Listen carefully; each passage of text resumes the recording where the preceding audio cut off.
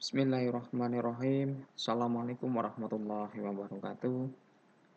Salam sejahtera untuk kita semua dan tentunya salam sehat untuk Anda. Di pertemuan yang ke-11 ini kita akan membahas mengenai pivot tabel, validasi data, dan conditional formatting. Pivot tabel mungkin sudah pernah Anda yang mendengar atau pernah menggunakannya ya. Jadi saya mengulang kembali bagi Anda yang sudah pernah menggunakan ya. Jadi pivot tabel ini kita gunakan nantinya untuk meringkas dari isi tabel ya. Jadi misal di tabel penjualan kita mempunyai data yang cukup banyak jumlahnya, lalu kita ingin mengetahui laporan dari tiap-tiap sales ya, yang produk yang dia jual, kemudian jumlahnya berapa, totalnya berapa, dan seterusnya. Nah, itu kita bisa nanti gunakan yang namanya pivot tabel. Lalu ada validasi data. Validasi data ini kita gunakan nantinya ketika kita menginputkan sebuah data di dalam Excel kita agar lebih efisien ya dan mencegah terjadinya kesalahan data yang kita masukkan, kita bisa gunakan fasilitas validasi data. Ya, lalu yang ketiga ada conditional formatting. Di sini gunanya adalah untuk memberikan tanda ya atau mempermudah kita dalam membaca sebuah tabel ya ataupun data-data yang ada di tabel kita. Jadi misalkan ada tabel penjualan, kemudian ada jumlah. Misalkan kita ingin membaca jumlah yang lebih dari penjualannya lebih dari 10 dan seterusnya. Nah, nanti di tabel-tabel tersebut kita bisa buat sebuah tanda atau blok-blok, kita gunakan warna ya ataupun simbol untuk mempermudah kita dalam membaca sebuah tabelnya nanti. Itu gambaran dari conditional formatting. Lalu berikutnya di tujuan pembelajaran kita di pertemuan yang ke-11 ini harapannya Anda mampu menggunakan pivot tabel, menerapkan validasi data, kemudian memfilter data, dan ada satu lagi nanti saya kenalkan dengan record makro. Oke, lanjut. Ya. Jadi tadi sudah sempat saya singgung ya. Jadi pivot tabel itu adalah secara umum ya atau secara sederhananya itu adalah fungsi untuk merangkum atau membuat ringkasan ya, meringkasan dalam sebuah tabel, isian tabel ya. Nanti kita bisa membuat rangkumannya seperti itu. Jadi atau membuat laporan dari isi tabel tersebut. Jadi tabel yang isinya cukup banyak datanya bisa kita sederhanakan ya. Kemudian juga lebih mudah untuk membacanya ya, untuk menghasilkan nanti sebuah keputusan. Kemudian dalam kita membuat sebuah pivot tabel nanti ada beberapa syarat yang harus kita perhatikan. Jadi yang pertama di sini tidak boleh ada baris ataupun kolom yang kosong, misalkan atau berloncat-loncat ya. Jadi misalkan di sel A ada data, kemudian di B kosong, di C ada data, dan seterusnya. Itu tidak boleh. Jadi harus dibuat dalam satu kolom dan satu baris yang utuh ya. Tidak boleh ada yang kosong di situ. Lalu kemudian setiap kolom pada data sumber harus mempunyai nama yang unik ya. Jadi tiap-tiap kolom di sana harus mempunyai nama. Ya, jadi tidak ada namanya, diberi nama. Ya, namanya jangan terlalu panjang ya, buat sesingkat mungkin dan seunik mungkin. Jadi mudah untuk digunakan nantinya, itu mudah. Jadi kalau terlalu panjang nanti kita sulit sendiri. Seperti itu. Lalu tidak boleh ada Marcel di sana ya, di dalam kolom tabel nanti Anda tidak boleh menggunakan Marcel ya, jadi dia harus terdiri dari satu kolom ya yang utuh sendiri-sendiri. Kemudian tipe data yang Anda masukkan juga harus sama ya, jadi tidak boleh tipe datanya Anda campur aduk. Misalkan di sana ada tanggal ya, format tanggalnya misalkan 1 Desember 2020.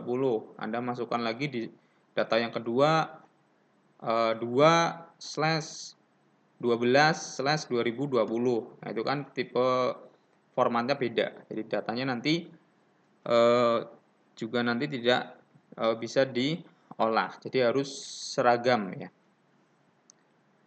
Kemudian fungsi pivot tabel ya, untuk memanajemen tabel ya, laporan yang berukuran besar. Jadi pada saat kita mempunyai tabel yang isinya data-data berbentuk berkolom-kolom gitu ya, cukup banyak. Nah, di sana kita disuruh misalkan membuat laporannya gitu kan. Nah, di sini kita bisa gunakan yang namanya pivot tabel.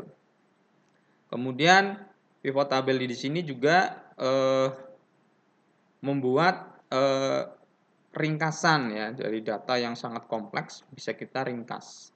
Jadi misalkan ada 100 data, bisa kita nanti muncul laporannya hanya 4 kolom atau berapa baris dan berapa kolom, hanya sedikit gitu ya. Itulah fungsi dari pivot tabel. Oke, untuk contoh tabel pivotnya nanti saya akan jelaskan di slide berikutnya ya. Kemudian validasi data. Di validasi data ini tadi sudah saya singgung, jadi fungsinya untuk memberikan sebuah keabsahan data. Jadi kalau data yang kita masukkan tidak sesuai, otomatis nanti akan tertolak dengan sendirinya. Ini nanti akan lebih memudahkan kita dalam memasukkan sebuah atau menginputkan data ke dalam Excel. Misal Anda di situ misalkan memasukkan harusnya angka ya, tapi Anda masukkan sebuah teks ya, nanti akan tertolak. Seperti itu. Jadi tujuannya untuk mencegah data yang tidak sesuai masuk di dalam tabel kita.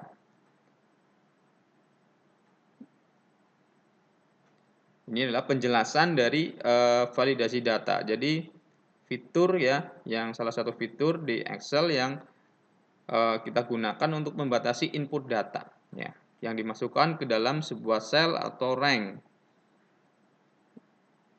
Ya, contohnya adalah di sini misalkan umur yang diizinkan harus di atas 17 tahun ya.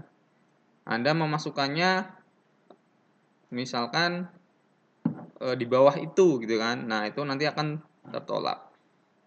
Jadi di sana biasanya ada sebuah kriteria-kriteria tertentu yang harus dibuat ya, biar nanti data tersebut tidak akan bisa masuk. Kemudian jenis-jenisnya ya, jenis-jenis validasi data yang bisa kita gunakan nanti pada saat kita menggunakan data validasi. Di sana ada pilihan ya, beberapa pilihan.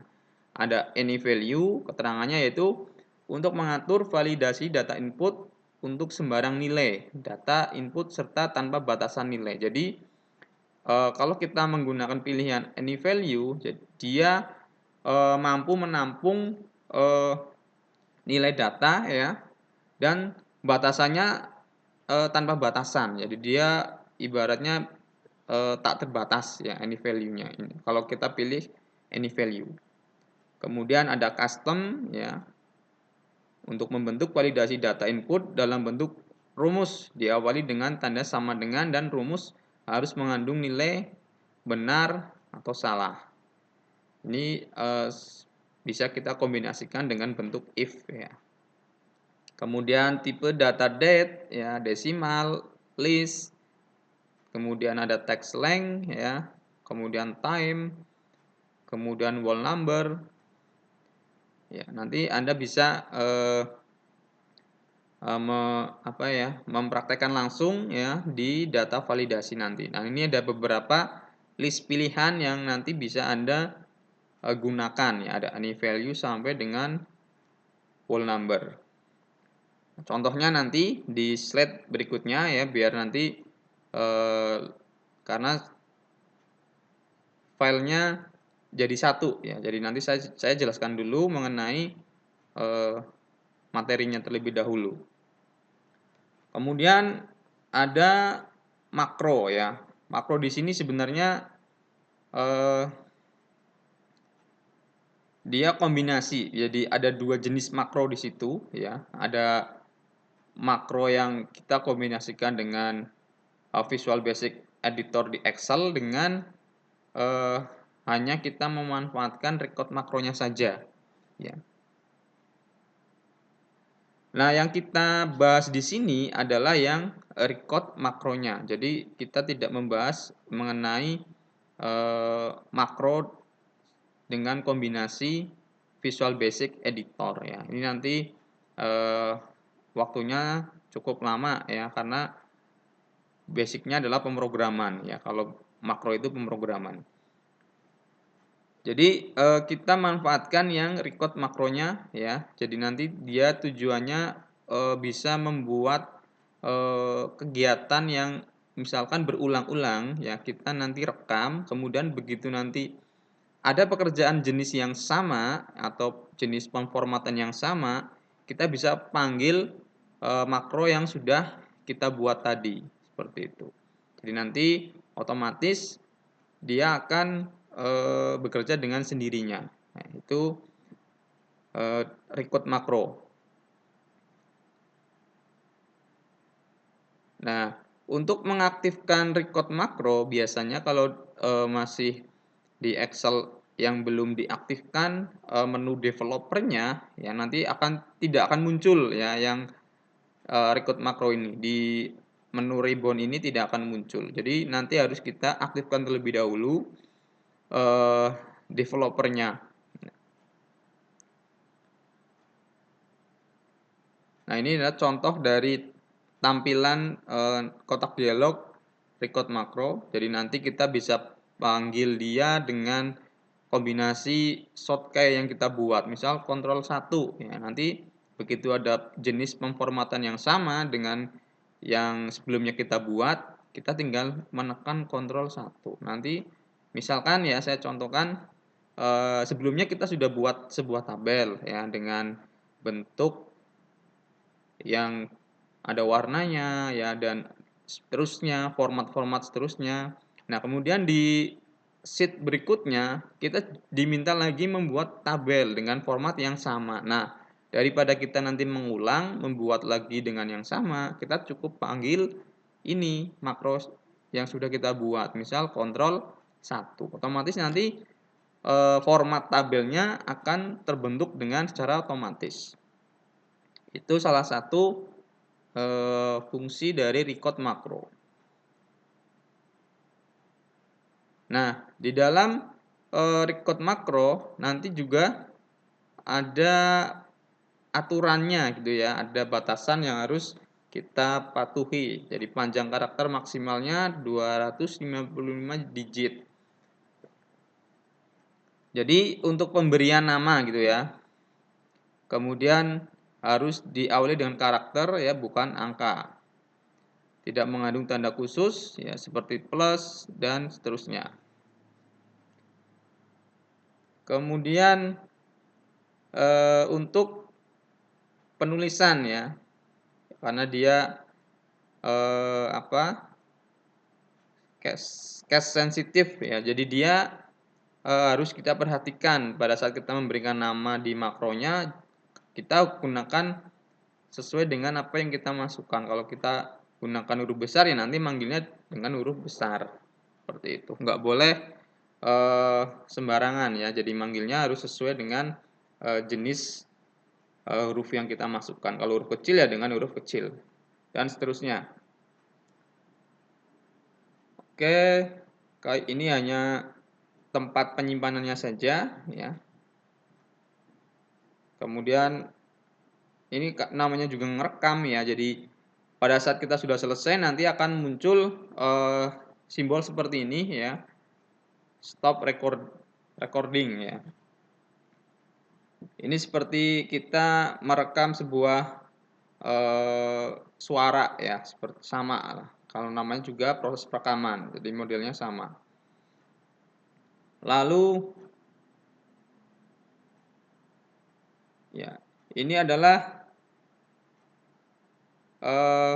proses ya, proses dari kita menjalankan perintah makro. Jadi dia ada dua cara ya. Jadi cara yang pertama ya kita langsung jalankan di Microsoft Excel-nya. Cara yang kedua melalui kode Visual Basic. Jadi yang kita gunakan cara yang pertama ya, menggunakan Microsoft Excel. Caranya di sini. Kita masuk ke menu developer ya, kemudian masukkan ya atau pilih record makro. Kemudian kita buat misalkan atau kegiatan apa yang ingin kita rekam di dalam Excel-nya kita. Kemudian pada saat nanti di sheet berikutnya atau di kegiatan Excel berikutnya ada hal yang sama dengan kegiatan yang di awal tadi, kita tinggal panggil. Seperti itu. Ini contohnya nanti akan saya jelaskan. Berikutnya filtering data ya. Jadi di Excel ini ada yang namanya fitur filtering data atau menyaring data. Otomatis karena kita bekerja dengan data ya, dengan angka ya seperti itu. Nah, otomatis di Excel sudah menyediakan apabila kita nanti membuat atau menginginkan sebuah hasil dari data yang kita inginkan berdasarkan kriteria tertentu ya. Jadi sudah cukup cukup lengkap di Excel ini.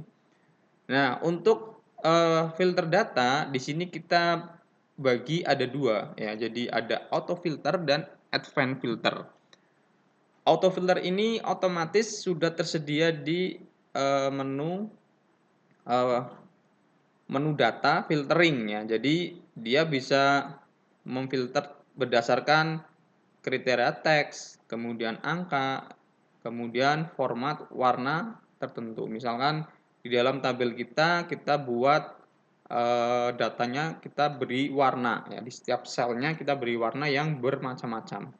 Nah, kita bisa juga nanti memfilternya berdasarkan format warna yang kita buat tadi. Jadi misal saya ingin menampilkan warna yang merah saja, nanti akan ditampilkan data yang berwarna merah. Kemudian saya ingin menampilkan nilai, tampilkan nilai yang lebih dari 10, nanti akan ditampilkan dalam tabel tersebut. Ya. Kemudian saya ingin menampilkan nama mahasiswa yang awalannya hurufnya misalkan A. Nah, di sini kita gunakan kriteria teks. Jadi nanti seperti itu cara kerjanya. Kemudian yang kedua ya, ada advanced filter. Advanced filter ini adalah filter yang kita buat ya berdasarkan kriteria kita ya, kriteria yang kita buat sendiri. Jadi kita diberi kebebasan untuk menyaring data berdasarkan kasus yang kita alami seperti itu. Jadi kalau di sini tidak tersedia ya yang disediakan oleh Excel, kita bisa gunakan advanced filter untuk penambahannya. Nah, saya contohkan di sini ya. untuk proses pemfilteran data yang kita gunakan auto filter, ya, caranya adalah Anda masuk ke menu data ya di sini, kemudian pilih filter, ya, kemudian nanti dia akan terblok ya di setiap judul kolom ini dia akan terblok. Lalu Anda tinggal pilih segitiga kecil di bawah, ini, ya. Kemudian Anda mau pilih yang kriterianya seperti apa yang ingin Anda gunakan. Misalkan saya ingin menampilkan di toko buku ya. Saya contohkan di sini di toko buku ingin menampilkan toko buku laris 1 ya. Hanya ingin menampilkan toko buku laris 1 saja. Otomatis yang kita checklist hanya TB laris 1 misalkan. Kemudian kita oke, nanti hasilnya yang ditampilkan adalah di TB laris 1. Kemudian hal yang serupa juga sama ya. Kalau ini adalah memfilter teks ya. Misalkan di sini tampilkan judul buku yang awalannya misalkan mengandung kata atau awalannya apa gitu ya, atau akhirannya apa. Tinggal kita nanti pilih keterangan di sini ya. Di sini ada equals, dot not equals, does not equal, begins with, ya, end with, contains, kemudian does not contain, seperti itu. Jadi di sini sudah tersedia. Jadi keterangannya tinggal Anda yang masukkan. Begin with berarti memfilter teks yang diawali, ya. Kata awal berarti di depan ya, end with di akhir, contain mengandung ya. Masukkan teks yang mengandung kata apa, masukkan. Nanti di Excel akan ditampilkan. Seperti itu. Ini untuk perlakuan dari pemfilteran sebuah teks. Kemudian filter untuk angka ya. Jadi hampir sama ya untuk pemfilteran teks dan angka. Hanya saja di sini keterangannya yang jenisnya, keterangan atau jenis dari pilihan filternya yang berbeda. Untuk cara pengoperasiannya sama ya, cuman di sini Anda tinggal perhatikan ya, ada lebih besar, ada lebih kecil ya, kemudian kurang dari atau sama dengan ya di sini. Kemudian memfilter untuk angka yang bernilai di antara dua angka ya, ada between, ada top 10 ya, jadi memfilter 10 angka yang tertinggi dan seterusnya ya, di atas rata-rata, di bawah rata-rata. Di sini sudah cukup lengkap untuk menampilkan sebuah filtering data ataupun angka ya yang kita inginkan. Jadi bisa Anda gunakan ini, pasti akan selalu Anda gunakan untuk filter angka ya. Nah, kemudian yang ketiga ada filter format warna sel ya. Jadi tadi sudah saya singgung. Jadi misalkan di tabel kita ya, misalkan sudah kita beri warna tuh setiap selnya di setiap angka-angkanya. Ada warna biru, ada warna hijau, kuning ya. Nanti kita bisa kita filter berdasarkan warna. Saya ingin menampilkan warna angka yang berwarna misalkan kuning ya, nanti akan ditampilkan warna ungu dan warna hijau ya. Ini conditional formatting data filter ya, pemfilteran data menggunakan warna ya, jadi kita bisa memanggil itu. Oke, berikutnya conditional formatting ya. Jadi conditional formatting ini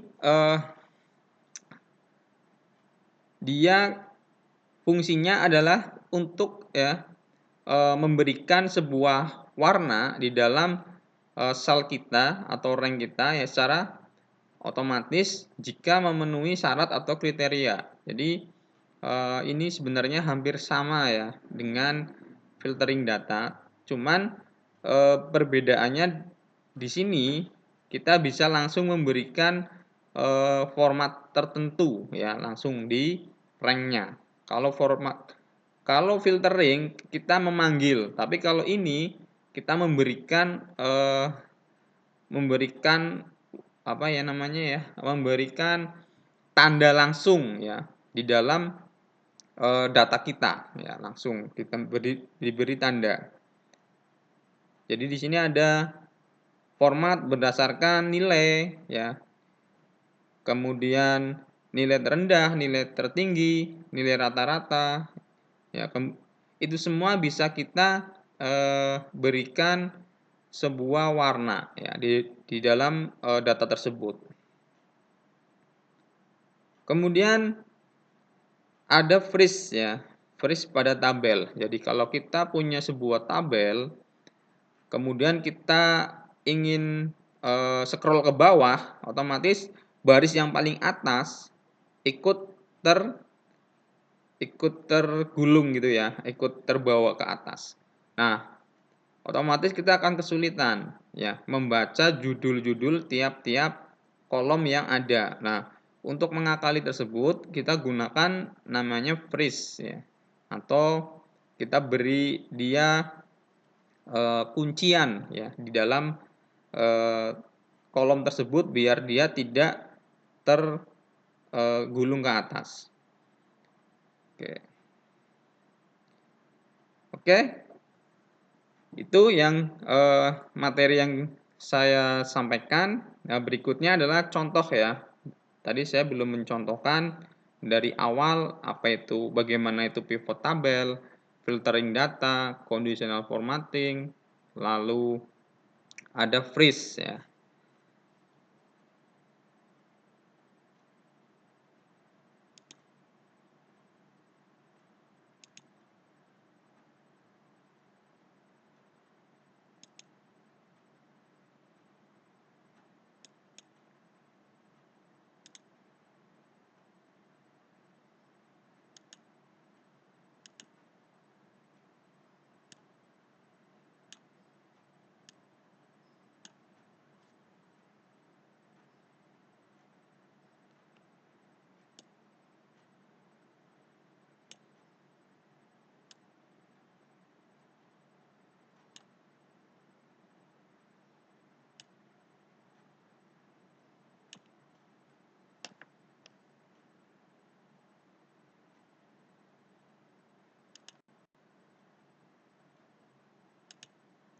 Oke.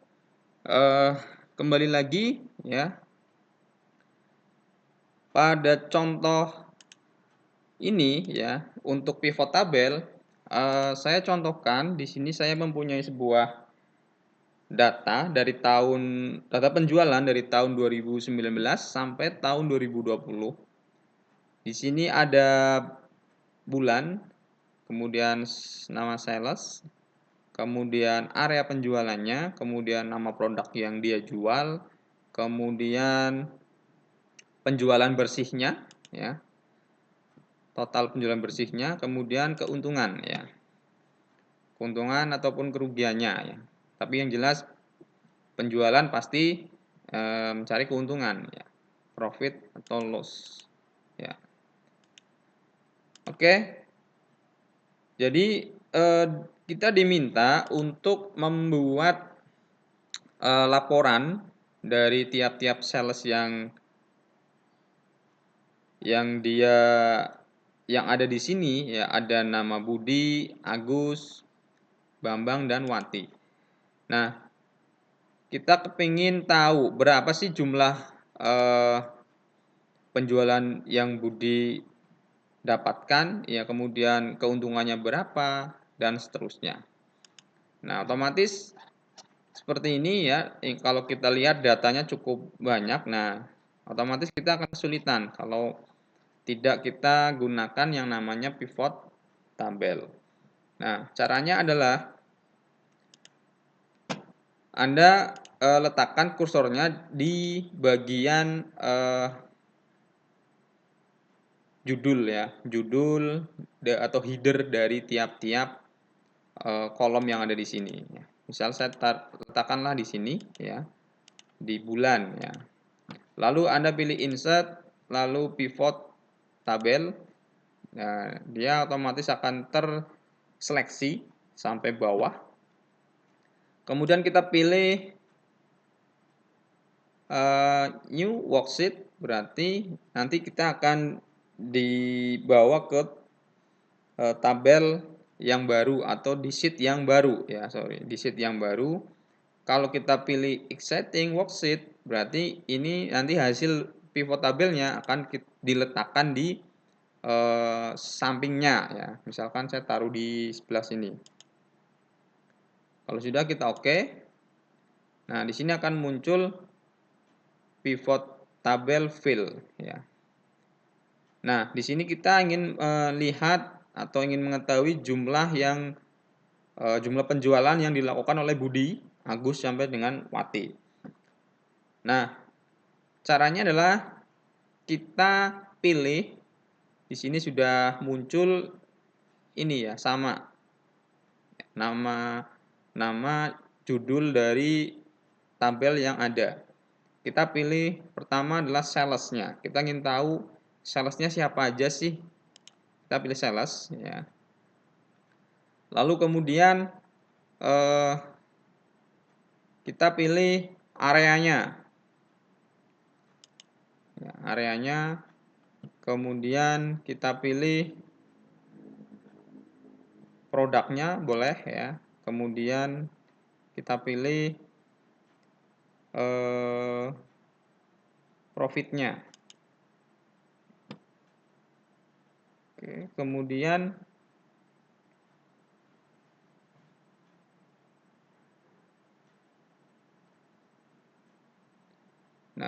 di sini sudah bisa terlihat jumlah dari total yang atau profit ya. Ini sudah dijumlahkan sum of profit or loss ya.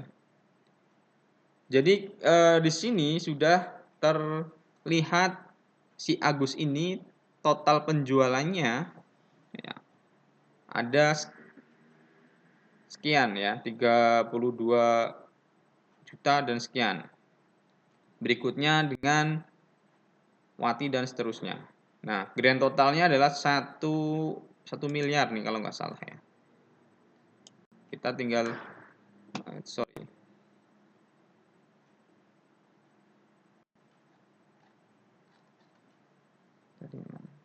pivot. Nah,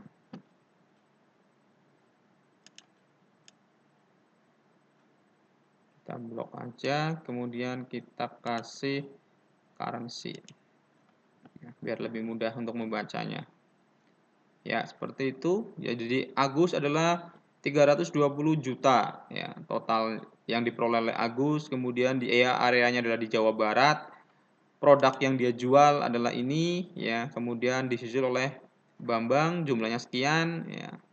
Dia areanya Jawa Timur, produk yang dia jual ya, dan seterusnya. Oleh Budi di Jawa Tengah, seterusnya ya. Jadi dari tabel yang sebanyak ini datanya hanya kita cuman ini ya, hasil yang ingin kita dapatkan hanya ini ya, cukup simpel ya. Ini adalah bentuk dari pivot tabel. Kemudian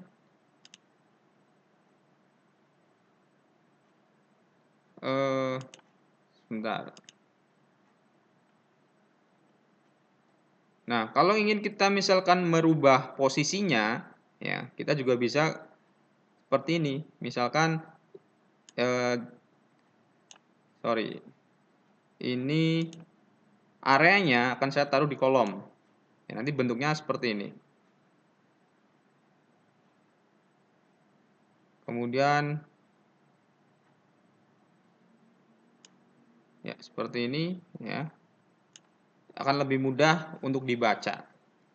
Jadi bisa kita posisikan apakah berdasarkan kolom ya ataupun berdasarkan baris ya, seperti ini. Ya, seperti itu ya terserah ya posisi cara bacanya mau modelnya mau seperti apa.